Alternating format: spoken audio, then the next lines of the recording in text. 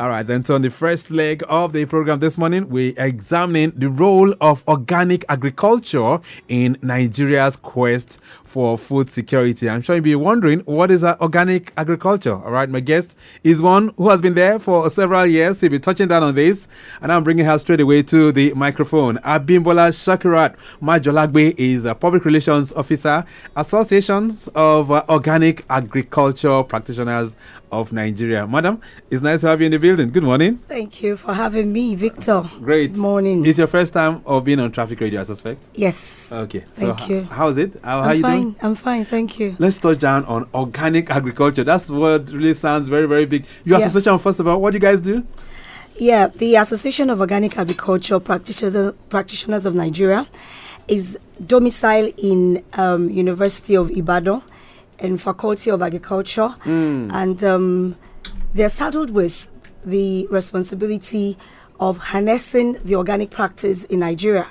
It is the only association that is recognized by the International Federation of Organic Movement, that's IFOAM, based in Germany, to actually follow the rules and regulation of what organic practice is all about. Right. And then so the association journey actually started way back in 2008 when some stakeholders came together and aligned to call themselves the Nigerian Organic Agriculture Network. Right. And then because they aligned with the same production principles, it now later became a movement that translated to other state chapters in Nigeria. So your association is like, let me see how many, like 17, 18 years old? Yes, thereabout. Wow. So it's been quite a long time. But talk to my listeners this morning. When we say organic agriculture, what are we referring to? Yes. I know to a layman will say, oh, that is an old practice. But it's not. It's more holistic and it's more than that.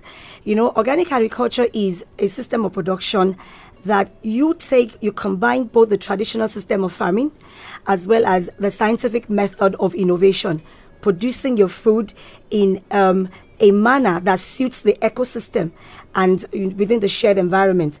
You know, the ecosystem is very important. Whatever we do also aligns with what we call the climate change, and that is what a lot of us are battling with. So whatever they are doing in organic practice, you're concerned with generating your own resources around the ecosystem, building the biodiversity, so that you move away from the normal norm of, doing this genetic erosion where we have actually bastardized the soil, because the soil is the health of the plant.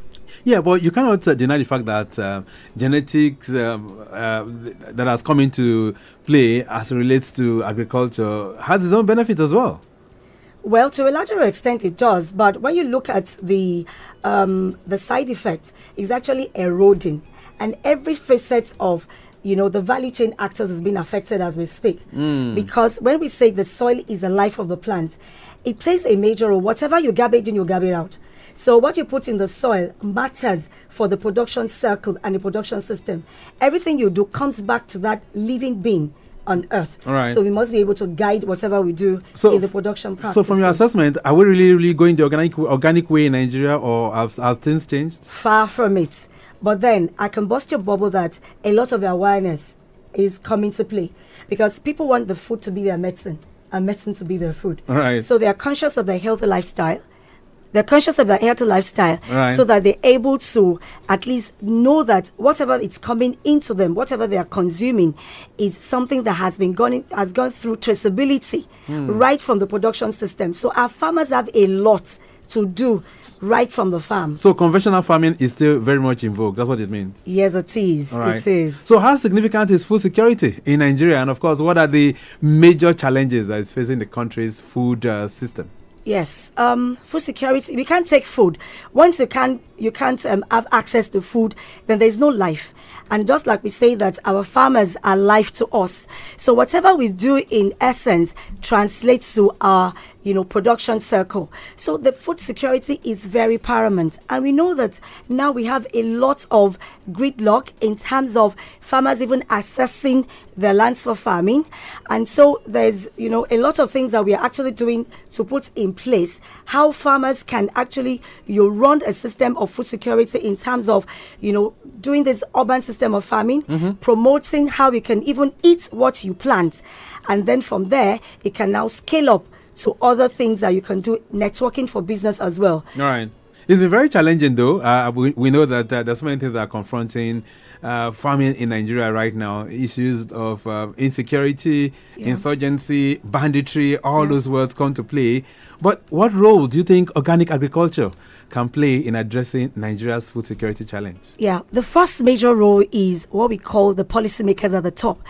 When the policymakers understand the fact that we need to realign the way things have gone in time past, and so policymakers will kind of give it a robust environment where change of networking can come and network together and realize that we need to do the things right. We need to nip it by the bud. We have a lot of value chain actors. We have the policymakers, we have the researchers, the farmers, the agripreneurs coming together to a round table to see how they can, do the needful. And everybody also have a stage. We have a role to play in this regard. And so when you come together to align your strengths, work on your weaknesses, I'm very sure that this can be tackled in. Wow. Okay, so how many of you within this association, the Organic Association of Organic Practitioners of Nigeria? How many of you? Your membership strength? It's close to 700 or 800, and we're still counting. Wow, 700? Yeah. Spread across the length and breadth of Nigeria? Yes, we're still counting because we have state chapters, that has, been chartered over the years. They are aligned with, our thematic areas. We have 6 thematic areas guiding the association: the capacity building, the processing, the marketing, the research, standard and certification, as well as capacity building. All right. Yeah. Okay, so for clearer understanding, for someone who's listening to us right now, give us an understanding really of how organic farming, how does it work? So if I'm going to go into farming now, I have a garden of let's say 50 meters in my house, right? Yeah. So what will make me an organic farmer? Yes, like I said, it's a production system. Even in the long run, you'll be shocked to know that organic practice is the cheapest, because you're generating your own farm resources by yourself. Everything around you is useful. Nothing is being wasted. So give me an example. So for example, we have our weeds that grow around us. We don't know that they can also be transformed into liquid biofertilizer. Once you put it together and then you soak it and it's fermented, you put it back into the plant. Plants that you plant on your farm, for example, if you plant tomato, you cut the leaves and then you soak it and then you go back and feed it the tomato. Definitely it will go right. It will go, everything translates to itself. It's a closed circle. So there's no need for you to go and get all the synthetic fertilizer that would also damage your soil. Porosity, soil structure is being damaged. The climate change is affecting. So when you come in-house, you know that the urban farming, you can do anything. You don't need to have a large space. We have other things that you can use. Composting is another method that you can use to also feed your soil. Waste to wealth, your kitchen waste, your garden waste, to compound it together. Right. And then in the long run, it feeds your plants. I love the way you're talking, really. So you're really exemplifying the fact that you are often referred to as organic bimbo. Is that correct? Thank you. So can organic agriculture help reduce environmental impacts on farming? Greatly. Because like what we said, that once you do this, we call something if you go to the forest, everything works well. The flora, the fauna are all working well. So if you do the right thing, the microorganisms that are supposed to feed your plant, feed your soil, are already there. So when you do this practice over time, you don't need to come and, add other synthetic. You do the integrated pest management, you do your companion planting, you do other practices that harness building the environment, the ecosystem. Definitely, you will have your returns will be much. Whatever you are even producing will have a longer shelf life. It will have a good taste, and then the consumers are actually yearning for organic products now. All right, so you have over 700 members that are championing this kind of cause for us to do things the right way, especially as relates to organic agriculture. And we're still looking for more to join. The benefits. What are the health benefits of organic agriculture? Well, the health benefits would say that let food be thy medicine and medicine be thy food. Food is very key. Once you are able to know that what I'm consuming is a natural process, everything goes hand in hand. We have a lot of hospitals now that are actually, looking for farmers that can grow little vegetables and exotic vegetables for them. Because the jute mallow, for example, Victor, it's very good for a lot of infections and all that. Just getting to your garden and plucking the leaves of ewedu in the morning and then blending it and then drinking it, it takes you, to another level. So what we mean is, whatever that you do around you, practice the natural process and you will get it in return. So your products have a longer shelf life.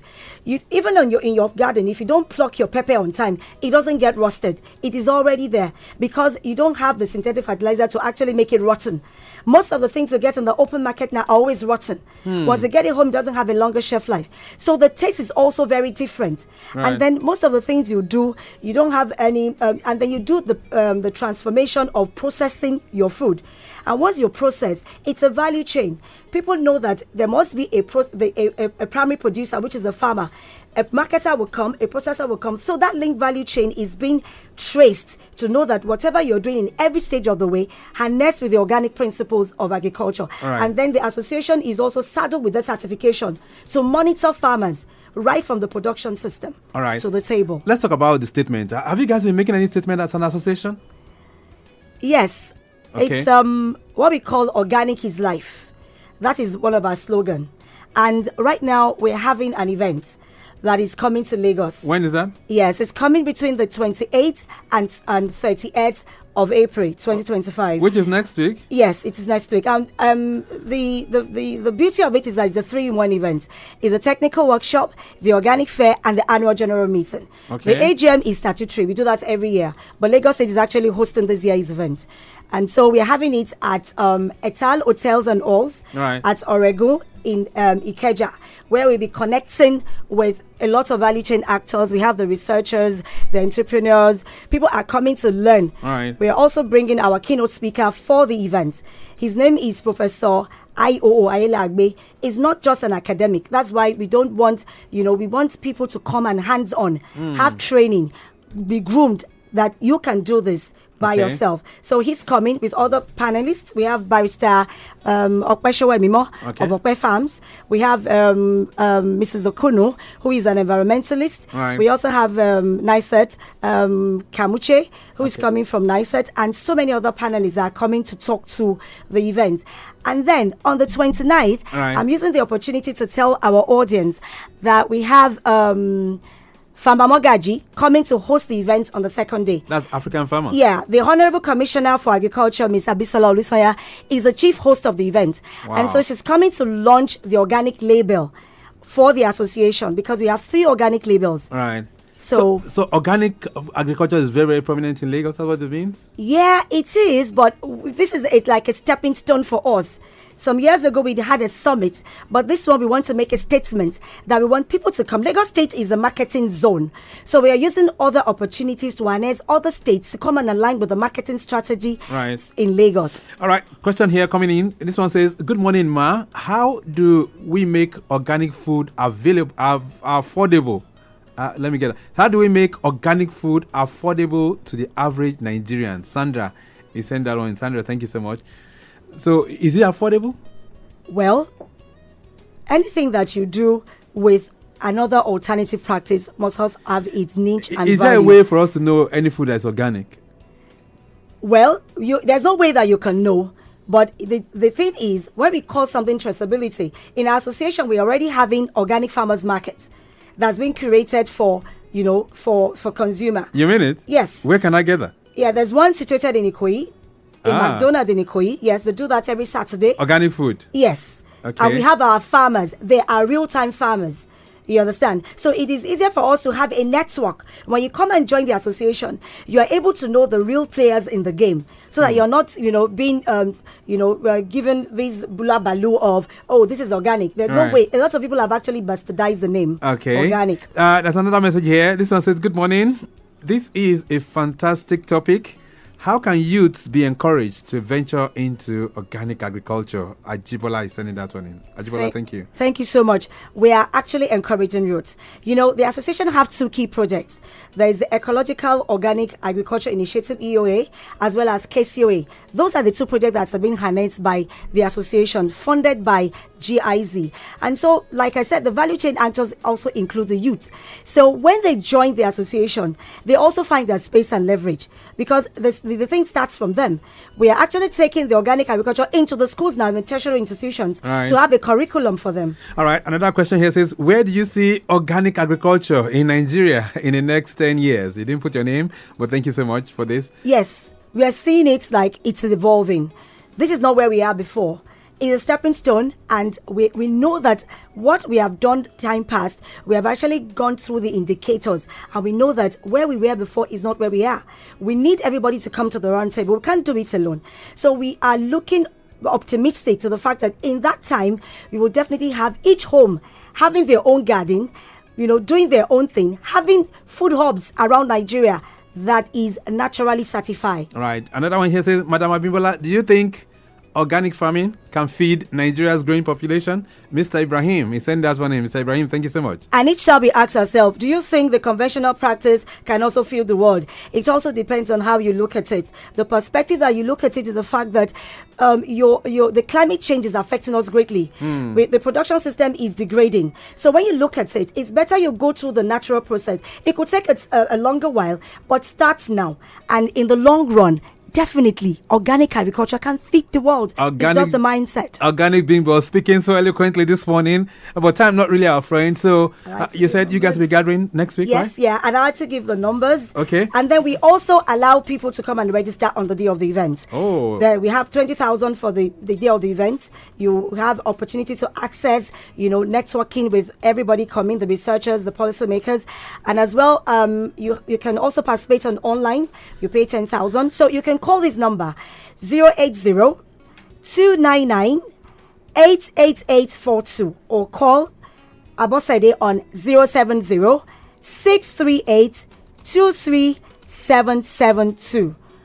The number to call. That's 080-638-237. No, 070 right. 638-23772. That's right. And then Abimbola 080-299-88842 to get more detail. We have to leave it at that for now. It's nice having you on the program, and you seem to be talking so much about organic agriculture, and things are so organically sweet in your mouth. Thank you so much for being here. Thank you so much. Okay, then. So that's the first leg of the program this morning, and we've been trying to examine the role of organic agriculture in Nigeria's quest for food security. One of these days, we'll focus on that subject, and then we can explore that very much in detail. A brief break. When we return, we'll do our birthdays before we switch gears to maritime today.